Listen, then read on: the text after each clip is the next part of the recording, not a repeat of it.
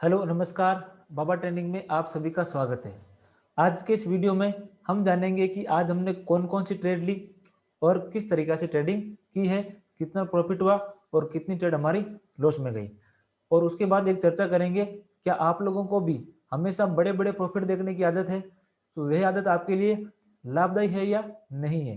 तो आगे इसकी विस्तार से चर्चा करेंगे। तो देखिए फ्रेंड्स, आज हमने सबसे पहली एक ट्रेड ली थी, वह थी हमारी भारतीय एयरटेल की। तो भारतीय एयरटेल को हमने सेलिंग किया था इस प्राइस से, जो कि हमारा प्राइस है 529.15 से, और स्टॉप लॉस था हमारा 531.10, टारगेट था 522.95 का। तो फ्रेंड्स, आप इसमें देख सकते हो कि इसमें हमारा टारगेट अचीव हुआ है, लेकिन स्टॉप लॉस हिट होने के बाद में। तो इस ट्रेड से हमें क्या सीख मिली है कि हमारा हाइपोथेसिस क्लियर था, जैसा हमने सोचा था वैसा ही भारतीय एयरटेल में हुआ है, लेकिन स्टॉप लॉस हिट होने के बाद में। तो इसमें हम सही थे, हमारी एंट्री गलत जगह हुई थी, हम ये मान सकते हैं। लेकिन हमने जो धारणा बनाई थी वह हमारी एकदम परफेक्ट सही जगह पे थी। तो देखिए, ये इसका ऑर्डर विंडो है, आप यहाँ देख सकते हो। भारतीय एयरटेल को यहाँ पे सेलिंग किया था 529.10, और वापस हमारा स्टॉप लॉस हिट हुआ है यहाँ पे 531.15। तो यही प्राइस मैंने आपको अभी इसके अंदर बताया था। नेक्स्ट हमने एक ट्रेड और ली थी, वह हमने ली थी हिंदुस्तान यूनिलीवर के अंदर। तो देखिए फ्रेंड्स, हिंदुस्तान यूनिलीवर को हमने बाइंग किया था इस प्राइस से, जो कि लेवल है हमारा, आप यहाँ पे देख सकते हो 2211 से। हमारा टारगेट था 2236.90, यानी 1:7 या 6 तक हमारी ट्रेड थी ये रिस्क रिवार्ड। और स्टॉप लॉस था आज का इंट्राडे का लो, जहां से हमने एंट्री किया है। इसके अंदर हमको 1:3 का रिस्क रिवार्ड मिल रहा था इजीली, लेकिन बुक नहीं किया गया।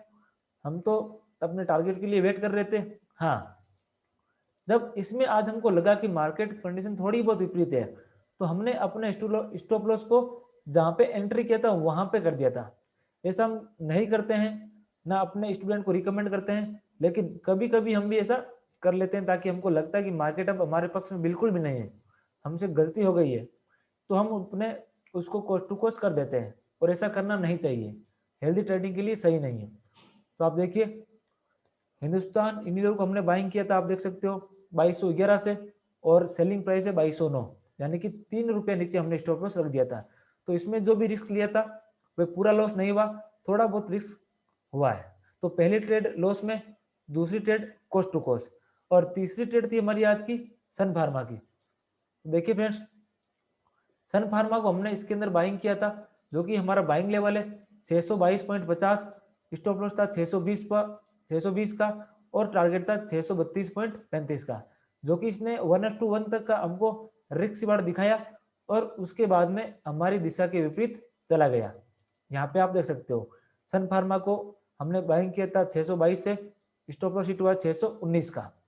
यही प्राइस है जो मैंने यहाँ पे लिखा हुआ है, आप यहाँ पे देख सकते हो 619.50 है, यानी कि 620 का, यानी कि इस लेवल के थोड़ा सा 50 पैसा नीचा ये हिट हुआ है।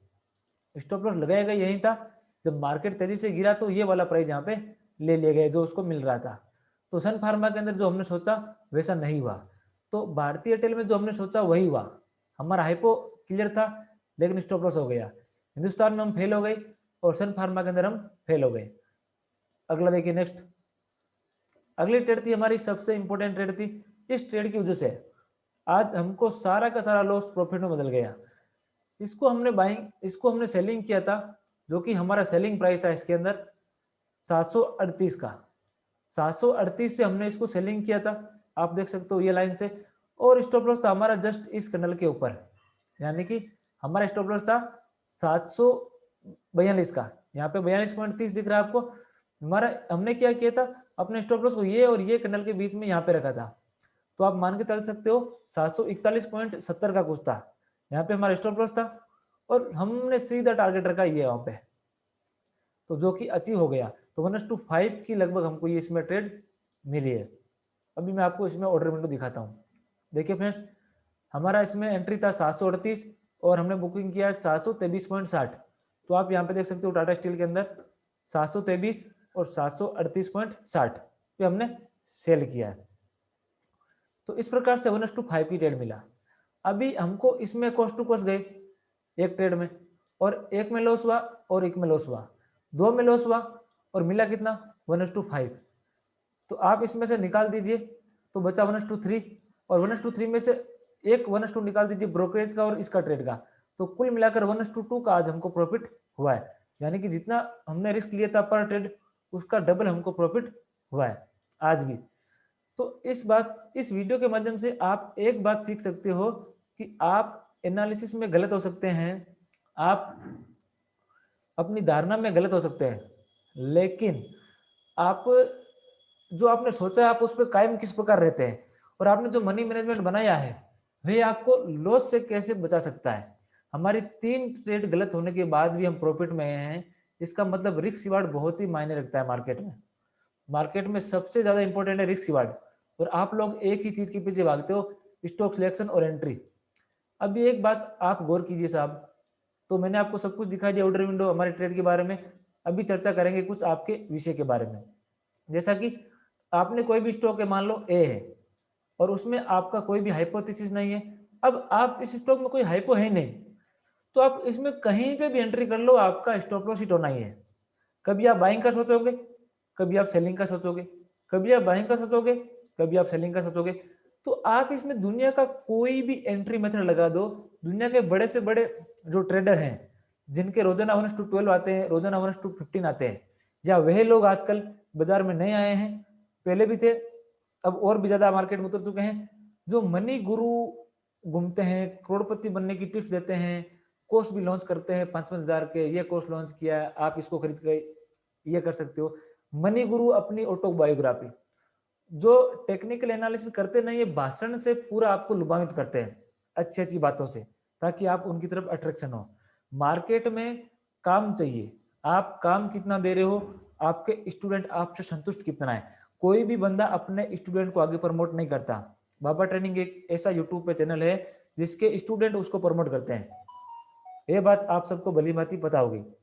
दूसरा, हम जो कमिटमेंट करते हैं उस पर कायम रहते हैं, और जो मेरी आलोचना करता है मैं सबसे पहले उसकी सुनता हूँ, क्योंकि वो आलोचना करने वाला ही मेरा सबसे अच्छा मित्र है। वो मुझे बताता है कि मैंने कहाँ गलती की है और कहाँ पे मुझे सुधार करना चाहिए।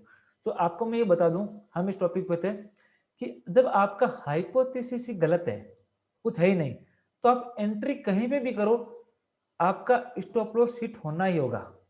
अभी लेट्स एग्जांपल कि आपने कोई स्टॉक ए है, उसमें हाइपोथेसिस बनाया बाइंग का, आपने अगले दिन फिर से बाइंग का बनाया किसी स्टॉक में, ऐसे करके आपने 10 दिन 10 स्टॉक में हाइपो बाइंग का बनाया, और 10 में से मान लो 6 बार आप सही हो गए, राइट, जो आपने सोचा वैसा ही हुआ। तो अभी आपकी एक कमी थी वो पूरी हो गई है, वह थी स्टॉक को पहचानने की, आपका हाइपोथेसिस सही बनने लग गया है। अब नेक्स्ट स्टेप आता है एंट्री का। अभी आपको क्या करना है, जो आपने 10 में से 6 बार सोचा था वह आपको सही हुआ है।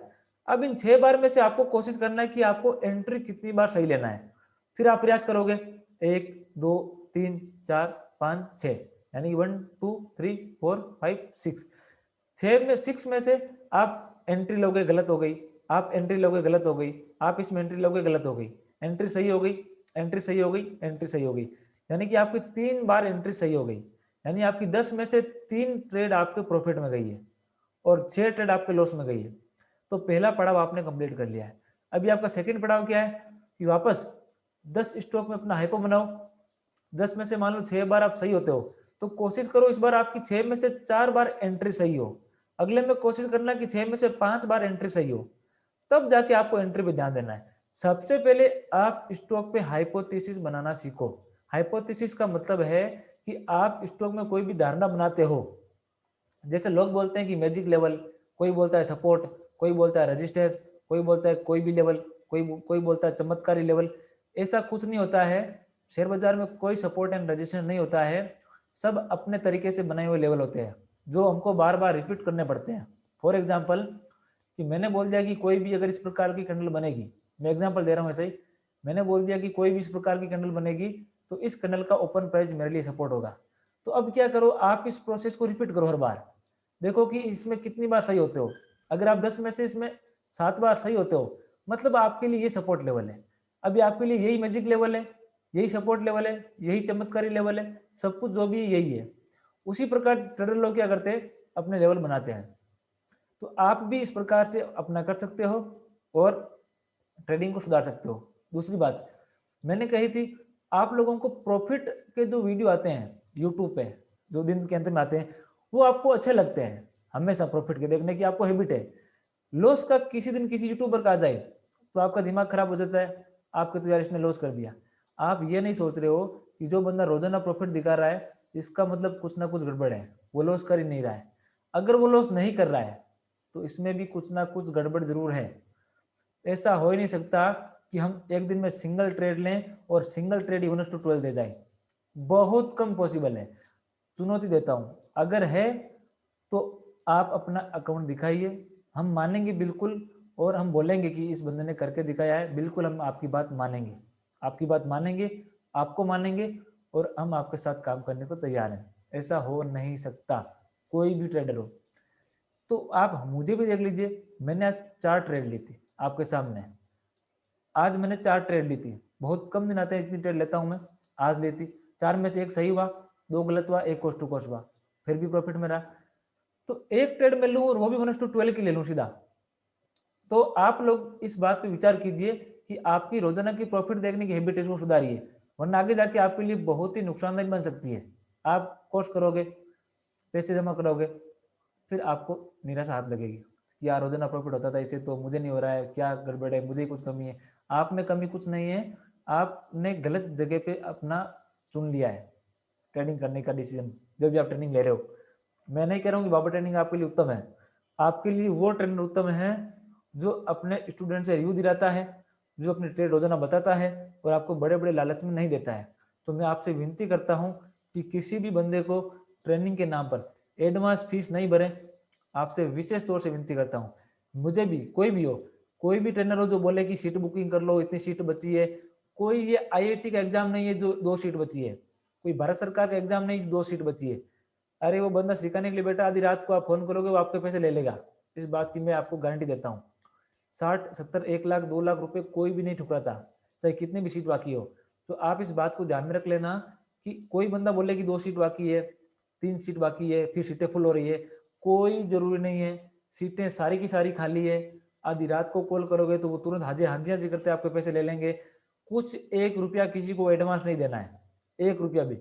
एडवांस किस चीज का दे रहे हो आप, कोई आईआईटी का एग्जाम है जो अपने बच्चे का दाखिला करा रहे हो यहाँ पे और आप एडवांस भर रहे हो कि गवर्नमेंट ने कह दिया अभी 1 सीट बची है। कोई गवर्नमेंट नहीं है, खुद सब है, कोई सिस्टम नहीं है। किसी बंदे को 1 रुपया भी एडवांस नहीं देना है ट्रेनिंग के नाम पे। कोर्स चालू हो रहा है, उसके 2-4 दिन पहले फीस जमा करो। एडवांस देना है, सीट बुकिंग कर रही है तो मात्र 100 रुपए से करो। ये लो मेरे 100 रुपीज, सीट बुक करो मेरी। ये कौन सा तरीका हुआ कि बड़ी बड़ी रकम लेके आप सीट बुक कर लोगे और हम लोगों को फंसा लेंगे। ये मैं भी कर रहा हूँ तो गलत कर रहा हूँ, और कोई भी कर रहा है तो गलत कर रहा है। तो इस बात को ध्यान में रखना, किसी भी बंदे को 1 रुपया एडवांस फीस के नाम पे नहीं देना है। चाहे उसका कोर्स 3 महीने बाद चालू हो रहा हो या 4 महीने बाद चालू हो रहा हो, पूरी जांच पड़ताल करके ही आप उसको 100 रुपया पे करोगे एडवांस के नाम पे। और कोर्स चालू होने जा रहा है उसकी 2-3 दिन पहले आप पैसे जमा कराओगे। ये बात आप हमेशा ध्यान रखना, मेरे लिए नहीं, मैं आपके पैसों के लिए बोल रहा हूँ। आप मार्केट में किस किस बंदे को पैसे दोगे ट्रेनिंग के नाम पे, कभी इसको दिया, कभी इसको दिया, कभी इसको दिया, कभी इसको दिया। सब लोग यही बोलेंगे बार बार कि मैं सिखाऊंगा, मैं सिखाऊंगा, वो गलत था। तो फिर आप लोग पैसे देने के लिए बने हो कि यहाँ पे आप पैसे देते रहो, लोग कमाते नहीं, ऐसा क्यों है? कौन सी किताब में लिखा है कि आप लोगों के पैसे हरदम जाने चाहिए?